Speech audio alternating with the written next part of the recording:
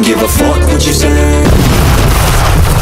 Ayan na guys, good morning, good afternoon, and good evening muli. Ito muli ang inyong lingkod Batang Elio. At tayo naman ngayon guys, ay mayroong kaunting update tungkol nga po sa bahay ni Biancy, na yung main gate ay talaga ka namang naikabit na at napakaganda po guys. At yan ang isang ginagawang issue ng iba na aabutin daw ng taon bago malagyan. So anong kayang masasabi nila ngayon?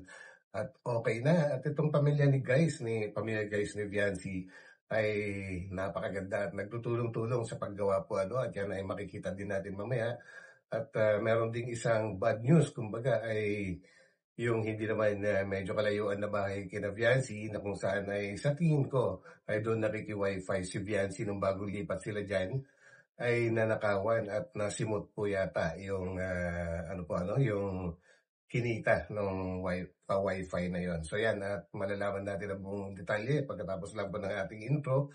At huwag po natin kalimutang suportahan palagi ang buong Team Kalingap sa pangunguna ni Kuya Val Santos Matubang, Ate Edna Vlogs, and syempre si Kalingap Rob guys. And bago tayo tumuloy, syempre huwag natin kalimutang magtamsak.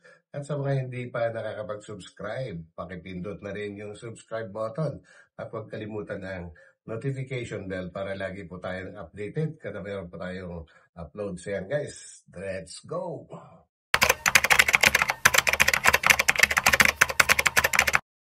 Ganda na ng gate, oh. Ayun, Kinabit na, oh. grabe. Kinabit na yung gate, oh. Ah, Kompleto na guys. kinabit na yung gate, oh. Hindi na makalabas si Tiko dito. Sino si Tiko? Paano si Tiko? Ayan, oh. Ayan, oh. Manok? Wow.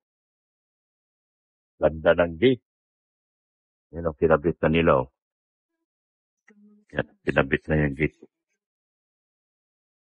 Yan, bili kay Yelo. Ice for sale.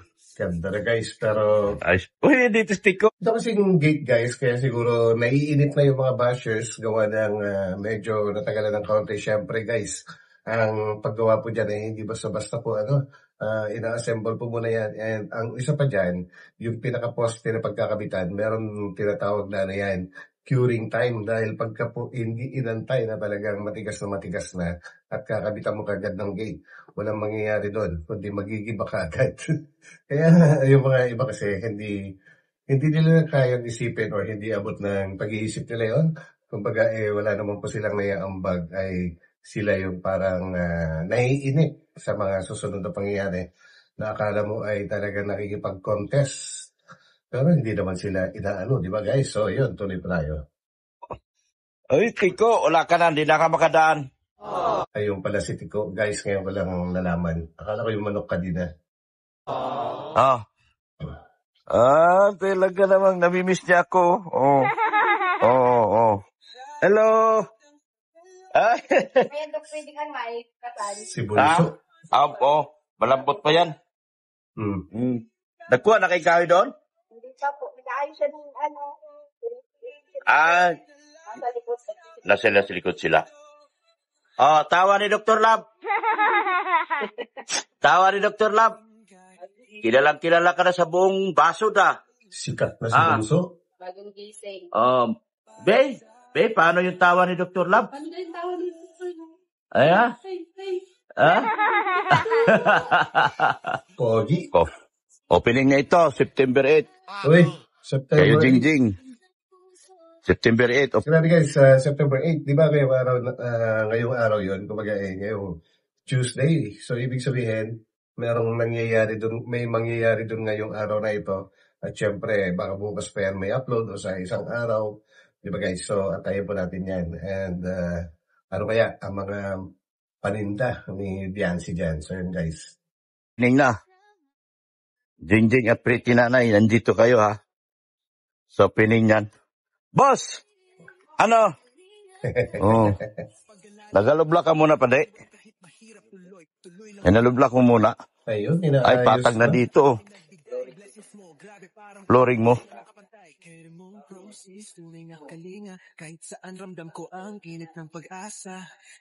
Ay, maganda yan eh.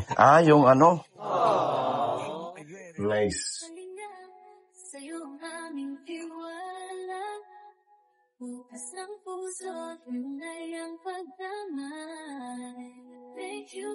I-flooring mo rin dito yung tubigan mo. Flooring. Diyan. Hindi to. Saka din po yan. Flooring mo. Flooring mo rin yan. May mga alaga din silang manok, guys. Di bali tumaas siya doon. Okay lang. Doon. Hindi po. Ipapantay mo lang. Hindi pwede. Hindi pwedeng mas mataas siya kaysa doon sa flooring ng bahay po, ano? Kasi once nagkaroon ng tubig dyan, pasok ka agad sa loob ng bahay kapag ka mas mataas po. So, kailangan mas mababa yan. Kahit mga 2 inches, okay na yan. Babaan ko lang ng kunti. Ibaba mo siya konti. Yan. Kala ko nagkuha ka na ng yero. May exit po pala yun. Maiksi nga. Ganun lang pala yan. Di, dalawang doble. Kala ko aabot dito. Dahil dalawang euro, kabit mo. Pansamantala man lang. Para makaano. Mabubungan lang to. Sabi ko, labas ko yung washing. Kaya nga, ilabas. Ito yung isang maganda sa kanila, guys, no? Kahit yung mga kapatid ni Biancy ay talagang tumutulong din sa kanilang tatay sa paggawa dyan. Hindi man sila inuobliga, kaya lang syempre gusto nilang gawin yan. And okay nga yun eh. Para masunod yung talaga gusto nila dahil sila din naman ang titiri dyan. So maganda yan. At nagtutulong-tulong ang buong pamilya po, ano, hindi yung kumbaga nakatunga nga lang at nag-aantay lang ng tulong. Yun ang maganda sa kanila dahil hindi po sila ganun. Di ba, guys? Para lumuwag-luwag doon. Dalawang doble mo lang. Ganda na yan pag nasahigan. May ano na. Oh. Ayun, no? Tulong-tulong talaga. Yan, no? Ito yung kalsada ko. Yan ang kalsada ko. Kumusta? Ayos kayo po, kamusta po? Ayos lang? Naglaro po ako ay. Naglaro nung laro mo. Volleyball po sa kabas. Kilala ko to. Ano to, beneficiary ni Kalingap Tata and matagal-tagal na rin to na binablog ni Kalingap Tata, guys. Nung baguhan pa nga lang na mag-join yung isang beneficiary ni Kalingap Rob na lalaki, si Kalingap Norman, ay palagi kasama dyan noon yun. Nung nag-uumpisa pa lang. Basketball. Wow, grabe ang lupit mo. Basketball ka? Opo. Grade 12 ka na? Opo. Mag-exam ka sa ano? Sa NAC? Try ko po nga. Oo, subukan mo. Marami nga po akong tigaan. Marami po nagsasabi sa akin na pag kung ano daw po, mag-exam daw po ako. Exam ka, tapos apply ka rin, mahilig ka lang sa sports, apply ka rin ng, kahit sa mabini o kaya sa Lako, pwede ka mag-apply o kaya sa Lourdes. Kung meron silang mga ganun. Sino po nakatira dyan? Kayo Ako. po? Curious. Ang ganda po ng bahay niyo. Hindi naman. Kubo-kubo lang yan. Grabe. Yaman talaga ni Dr. Love, guys. Ang tawag niya dyan ay kubo-kubo lang. Grabe. Kubo-kubo lang yan. Grabe ang. Pauwi na nga po ako ay. Sige, ingat ka. Sige po, bye-bye Yan. po. Sige, ingat. Siya po si Pangalan mo? Hana po. Ako Si po Hana. ang beneficiary po ni Kalingap Bali Tata. beneficiary ni Kalingap Tata. Sana paparalin ka Kalingap Tata sa college. Sana po. No? Sana naman, Kalingap Tata, Sayang. no? Matagal ka na ba kanyang vlog? 3 years na? Opo. More than 3 years na. Mga 2 years. Yan. Sabi daw po niya, mabalik daw po siya sa birthday. Birthday mo? Kailan birthday mo? Sa ano pa po? Sa 23 pa po ngayon. September? Opo, 23. Imbitahan mo ako. Punta. 18? Opo. Dibu. Tata, magdidibo na si Hana. Grabe. Gumastos ka naman kay Hana, Tata. Yumaman ka kaya kay Hana. Hindi po basta yung sama-sama lang po kami sa bahay. Oo nga.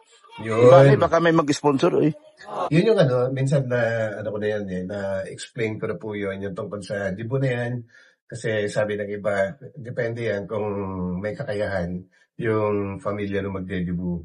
Ang akin naman, guys, is lahat kasi ng mga babae na talaga nangangarap na makaranas man lang na magkaroon ng kahit simpleng selebrasyon. Yun nga lang kakasabi ni Hana na kahit salo-salo lang sila, ay maganda rin yun, guys. Ang importante po, naalala ng mga magulang niya yung kanyang pag-turn into dalaga. So yun, mag-18 at magdedibo. Yun, hindi naman po kailangan talagang bongga, pero tama rin. Yung depende, pwede maging bongga kung talagang kayang-kaya. And maganda yun, di ba? So, abangan natin yung debut ni Biancy, guys. At balita ko, may magpapalitsyon pa nga raw ng baka. At may 10 litsyon na baboy. Naku, Diyos. Napakarami palang handa. So, tuloy natin, guys. Sa mga titas ko, baka maawa kayo dito kay Hana. Tulungan natin siya na magdidibuyan. Pero kay Tata kasi ikaw, kaya hindi kita pwede ganuhin. Dr. Ma. Hello po. Maray na hapon po. Maray na hapon. Dr. Lad, mayroon po kayong CCTV dyan? CCTV, wala po. Kala ko Para? kasi isang gabi, pinasok yung May pinasok dito? Saan? plan. Bahay mo yan? Oo, yung fishing plan. Oh, kinuha lahat? Grabe. Walang natira? Wala pa ako CCTV, magpapakabit pa lang ako. Wala pa may CCTV. Dapat pala may... 12 mil ata yung laman. Uy, malaki-laki din. May mga tirador pala rito? Hindi, taga rito, taga rito. Guys, pagdating po sa mga tirador, no, kumbaga, ano yan, sentido common, hindi po manggagaling sa napakalayo yung mga magnanakaw. Hindi po sila dadayo dyan kung walang kakutsaba na taga dyan din. At yung taga dyan, yun yung nagmamasid at nagbibigay ng impormasyon sa kanyang mga kakutsaba na taga malayo-layo na kaunti. Guys, dahil napaka-imposible na pag wala kang kakutsaba, ay dadayo ka sa isang lugar na hindi mo naman kabisado. Hindi po ba, guys? Ganun lang po yun. Siguradong may kakutsaba dyan na madalas na nandyan at kabisado niya kung saan sila papasok at kung anong oras dapat pasukin. Ganun lang kasimple. Di ba? Pero may bakal na. Oh. Dati nandyan lang baga. Nakuha lahat ang laman. Nakuha lahat. Sayang, no? Kaya nga, 4 na buwan yun. 4 na buwan? Malaki na yun. Oy. Kasi ang dami nag-wifi sa'yo. Ano talaga? Kaya nga, sayang. So yun guys, no, siya pala yung may-ari ng Wi-Fi dyan. So, no, naalala nyo nung bagong lipat sina Biancy dyan at minsan ay pumupunta sina Kalinga Prab. Dang gabi ay wala siya at andun nga daw at nakikikabit ng Wi-Fi. Yun po yun guys. Malamang, dyan mismo yun. Kasi lapit lang eh. Dapat talaga dito may may CCTV pala talaga. Sabi daw ay, yan malalaking bahay na yan. Meron dyan na meron dyan CCTV. Hindi pa napakabitan yan? Sabi ko, tatanungin ko daw si Dr. Lab kung meron na ng CCTV. Hindi pa kasi ako lumipat talaga sa Aotso pa. Meron dyan si Kagawa Dr. Lab. Kaya lang, hindi naman Hindi abot? Hindi abot. Maganda dyan kung... Diyan nga Akala ni ate, may mga CCTV daw yung mga malalaking bahay. Yung magkapit-bahay po, yung kina Dr. Lapuano tsaka kina Biancy. Si Biancy, yung bahay ni Biancy guys, mayroon na bang CCTV? Parang wala pa rin yata, Importante rin yun, kahit mga 4 na corners, okay na yun. kayo daw po. Oo. Sige, palagyan ko yan. CCTV para makita. Meron pala mga luko-luko Kasi Dr. Lab, yung baga dito paggabi. Oo. Sa pating dito. Oo. Sige po. So, yan po. Para sa ating mga bisita, yan. May nanakawan pala dito. So yun guys, ayun yung nababanggit ko rin before kasi noong una madalas pong nakatiwangwang po or laging naka-open lang yung pintuan din na Biancy dun sa likod. And sabi nga nila, tiwala naman sila sa mga kapitbahay, mga kakilala naman daw. Of course, hindi ka dapat magtiwala sa lahat ng mga nasa paligid. Hindi naman sa nagdududa ka sa kanila. Pero iba na rin yung nag-iingat, di po ba guys? At noong mga panahon na yun, wala pa silang bakod. And madalas mag-isa si Biancy noon na naiiwan kasi bumabalik-balik pa yung mga parents niya doon sa lumang bahay po nila, para asikasuhin yung kanilang babuyan at that time. So yun guys, hindi nga ako nagkamali na meron talagang mga siraulo dyan. So yun, at least ngayon, mas safer na sila at saka meron na rin silang screen door dun sa likod at harap. So at least, malaman din nila na may ganyan. So kailangan nilang lalong mag-ingat. So yun guys, hanggang dito na lang ulit. At ito muli ang inyong lingkod.